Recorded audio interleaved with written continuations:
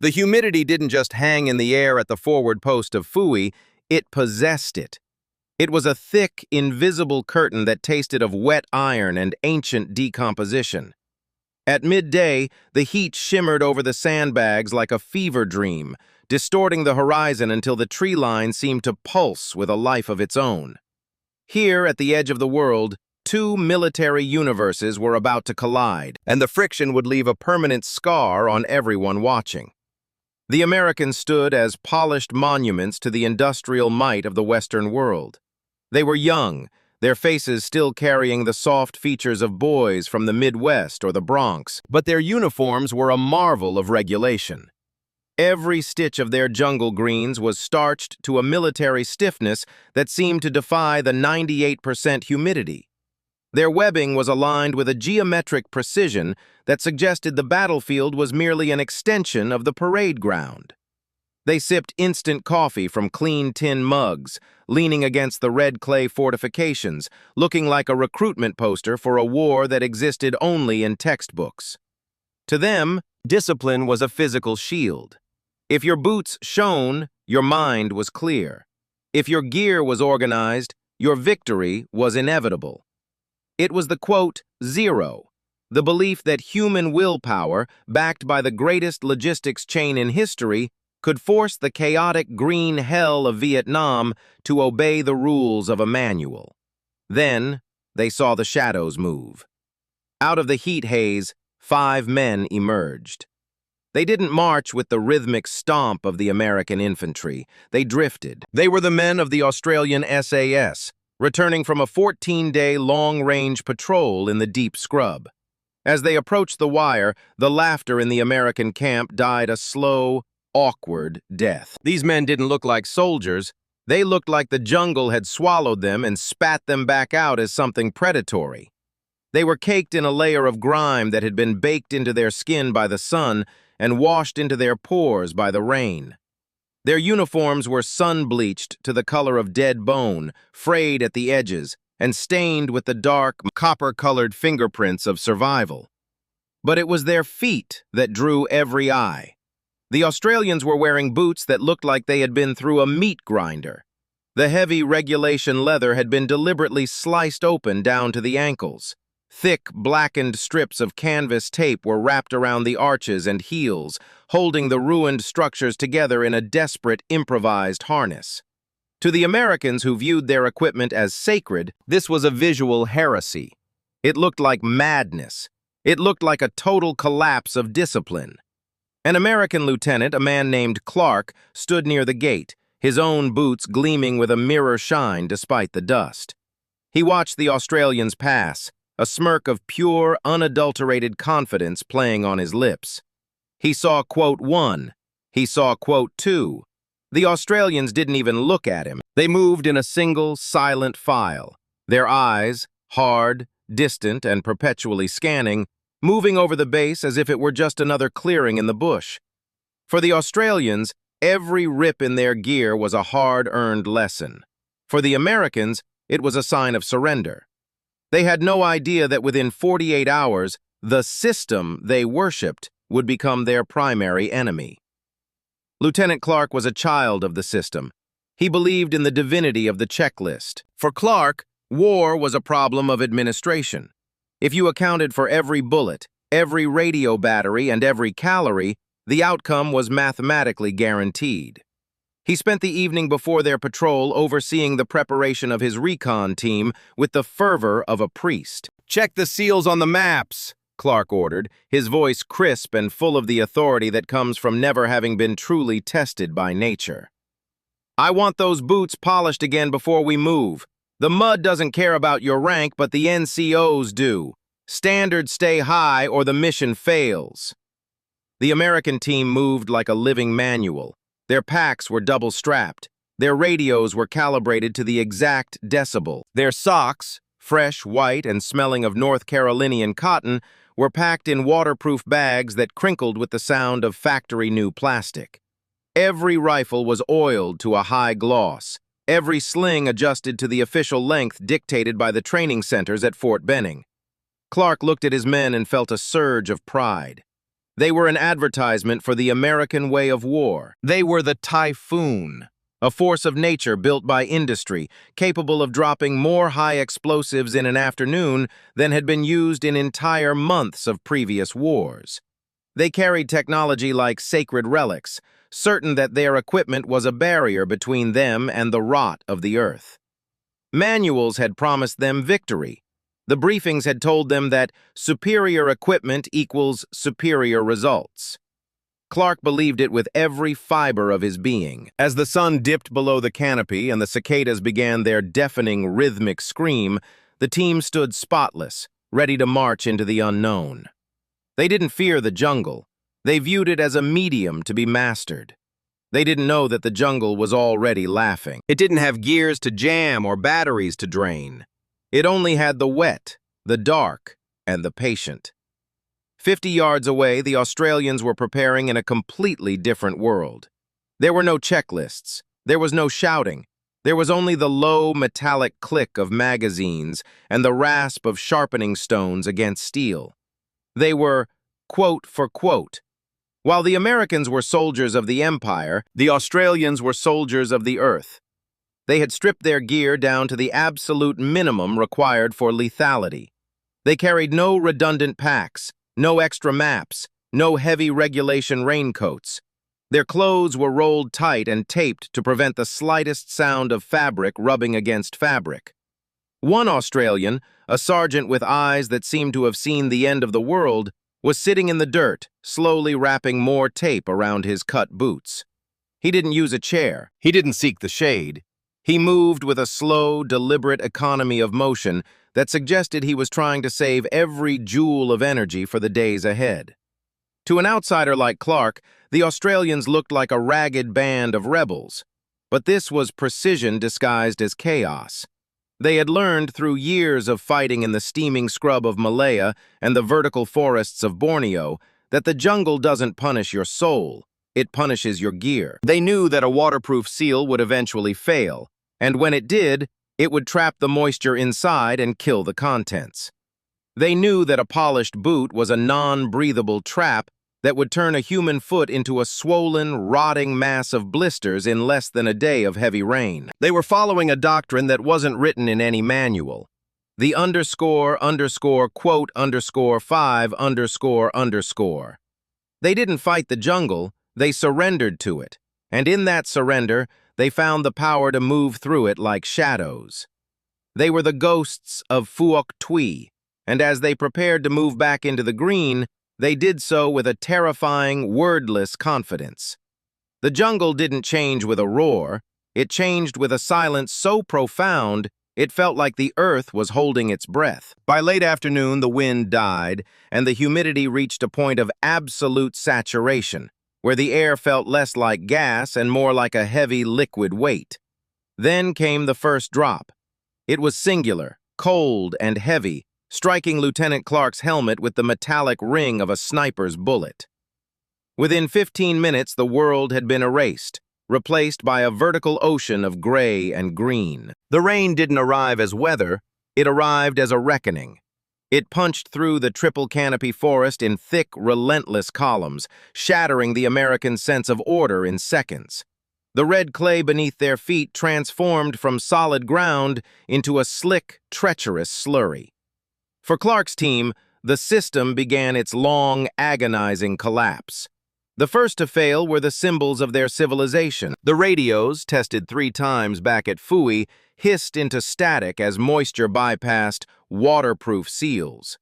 The maps, sealed in heavy plastic, became useless as condensation clouded the interior, turning the geography of Vietnam into a blurred watercolor ghost.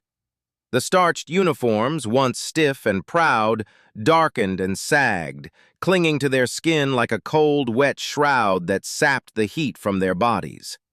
But the real crisis, the one no manual had prepared them for, began at their feet. The perfectly polished regulation boots that had been Clark's pride now became instruments of torture. The leather, designed to provide structure and protection, acted as a trap. Once the water got in, pouring down their legs and through the eyelets, the waterproof design kept it from ever leaving. Every step was an agonizing struggle against gravity and physics. The boots pulsed with every movement, bloated with a mixture of water, mud, and grit. The weight was the first blow. A dry boot weighed a few pounds. A waterlogged American boot weighed 5. Every mile felt like 10. But the sound was worse. The rhythmic thud squelch of 20 waterlogged boots announced their presence to the forest like a drum line. To any Viet Cong scout within 500 meters, the Americans weren't a recon team. They were a noisy, stumbling target. By the second day of the deluge, the, quote, 3, quote, was dead. Lieutenant Clark felt the arrogance of the base at Phui evaporating with every ragged breath. His men were no longer soldiers of an empire. They were shivering, limping creatures of the mud. The swagger was gone, replaced by the hollow-eyed stare of men whose bodies were being systematically disassembled by the environment. Blisters had turned into open sores. The wool socks, once white and fresh, were now abrasive pads of wet grit that ground the skin off their heels and toes. Every stride was a scream of friction. Clark looked at his men and saw the cracks in their armor. Their formations were ragged. Their rifles, once oiled to perfection, were beginning to show the first orange freckles of rust. Underscore, underscore, quote, underscore, 4, underscore, underscore, Clark hissed, though his own feet felt like they were being crushed in a vise. He checked his watch, another precision instrument that had finally succumbed to the fog, and realized they were miles behind their projected timeline. The jungle didn't care about their schedule. It only cared about the rot. Ahead of them, the Australians moved like apparitions. They didn't seem to be fighting the terrain, they were flowing with it. Their stripped-down gear flexed with their bodies. Their sleeves, rolled tight, didn't snag on the wait-a-minute vines. But most importantly, their feet were light. Clark watched an Australian sergeant step over a fallen teak log. The man's mutilated boots spilled water with every movement. There was no squelch. There was no heavy suction. The cut leather allowed the foot to breathe and the water to drain instantly. The Australians weren't, quote, 5, quote, their feet. They were allowing them to endure. It was a lesson in physics that Clark's education at West Point had never touched upon. You don't fight the ocean. You learn to swim. The turning point came when the youngest private in the team, a boy named Miller, went down. He didn't trip. He simply collapsed, his legs giving out as his boot caught in the tangled roots of a banyan tree. When Clark and the medic hauled him up, they saw the cost of the manual. Miller's boot was a bloated mess of leather and red clay. When they pulled it off, the smell was the first thing that hit them, the sickly, sweet scent of immersion foot. The skin was ghost white, shriveled like a raisin, and sloughing off in large, bloody patches. His foot had been literally stewed in a soup of sweat and rainwater for 48 hours. Clark reached for his regulation medical kit, but his hands shook. The sterile labels and the white gauze looked absurdly fragile in the middle of the swamp. He was trying to apply a clean solution to a world that was fundamentally filthy. That was when the shadow moved. One of the Australians, the silent scout who had been leading the column, stepped into the clearing. He didn't say a word. He didn't offer a salute. He simply crouched beside Miller, reaching into his webbing to pull out a jagged, blackened shard of a hacksaw blade. While the Americans watched in a state of shock, the Australian began to work. He didn't treat the wound, he treated the cause. With short, clinical strokes, he sliced the upper leather of Miller's remaining boot, opening it up until the structure fell away. He did the same to the ruined boot. He then took a roll of canvas tape and wrapped the boy's feet loosely, allowing for drainage and air. It was an act of brutal, necessary vandalism. Clark watched as the Australian rose, wiped the blade on his sun-bleached trousers, and vanished back into the green haze. The American lieutenant looked down at his own polished, heavy boots and felt a sudden sharp wave of nausea. His gear wasn't his armor, it was his cage. The rain continued to fall, indifferent and heavy.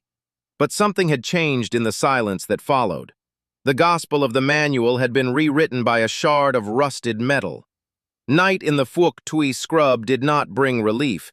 It brought a claustrophobic darkness that felt like being buried alive in wet velvet. The rain had slowed to a persistent, rhythmic drip, the sound of the jungle counting the seconds of their endurance. The American team sat in a hollow between the roots of a massive mahogany tree, their spirits as dampened as their gear. Lieutenant Clark sat apart, staring at his hands. They were wrinkled and white, the skin looking like it belonged to a man twice his age. Around him, the quote one was in its final death throes. The hierarchy of rank had been eroded by the shared misery of the mud. Then he heard it. Rip! A sharp, decisive sound of tearing fabric.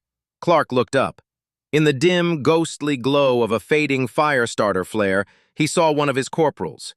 The man wasn't checking his rifle or cleaning his canteen. He was holding a combat knife to the side of his own boot. Clark opened his mouth to bark an order, something about the destruction of government property, something about regulation footwear being the foundation of the soldier. But the words died in his throat. He watched as the corporal sliced a long, jagged vent into the leather near the sole. Then he did the same to the other side. The man didn't look at Clark for permission. He didn't have to. The pain in his feet was a higher authority than any lieutenant. Soon, the sound was everywhere. Rip, slice, snap! One by one, the American soldiers were performing a silent ritual of defiance. They were hacking away the structure they had been taught to worship. They were discarding the polish, the shine, and the starch. By the flickering light, Clark saw men bandaging their raw, bleeding feet with strips of cloth and then sliding them back into their now mutilated boots. It was a theater of the absurd, but it was the most rational thing he had seen since leaving Fui. They were reclaiming their ability to walk by destroying the very things meant to protect them. Every slice of the knife was a sentence removed from the manual. Clark reached into his own webbing and pulled out the hacksaw blade the Australian had left behind. He felt the jagged edge. He looked at his own boots, the leather cracked, the shine gone, the weight unbearable. He pressed the metal to the side and pulled. The leather resisted for a moment, then yielded with a hiss. A dark, stagnant pool of water and sweat spilled out onto the red clay. As he carved the vents into his own footwear, Clark felt a strange, terrifying sense of liberation. He wasn't just fixing his boots, he was shedding a skin. He was surrendering his pride to the mud, and for the first time in days, he felt like he might actually survive. The jungle's final test came at dawn. The rain returned with a renewed fury, a barrage of water that turned the hillsides into a liquid minefield. As the patrol attempted to traverse a steep, narrow ridge, the earth itself decided to move. It started with a low, guttural groan from deep within the slope. Then, the ridge simply dissolved. Thousands of tons of red clay, uprooted teak trees, and ancient vines began to slide. __0__.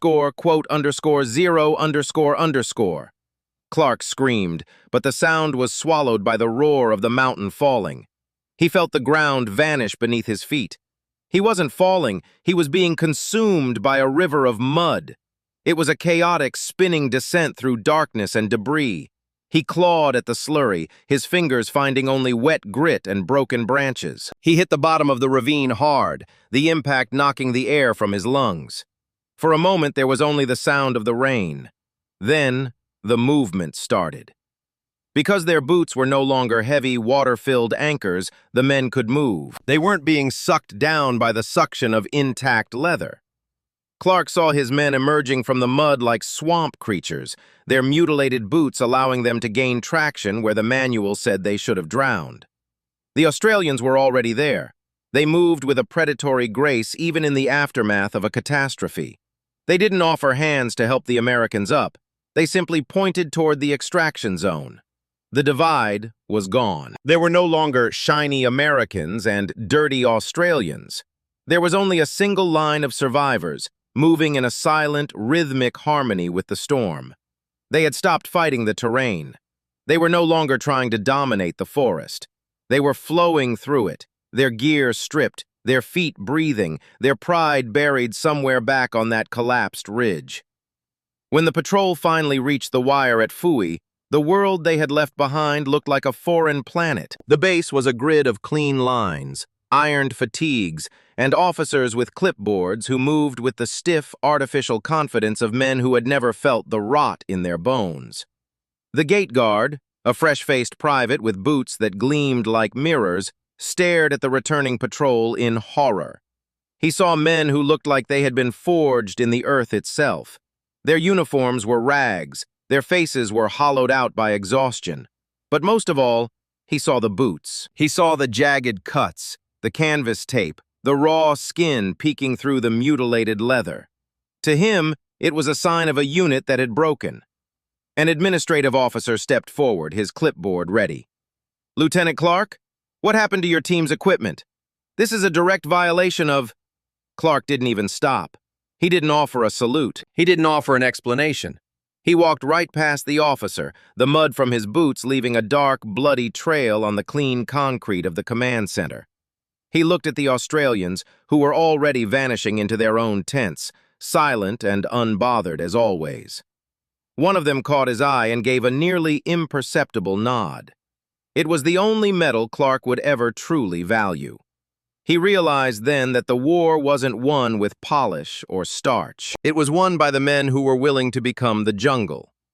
He sat down on a crate, pulled off his ruined, cut boots, and felt the air on his skin. He was a field man now. The manual was a lie. The mud was the only truth.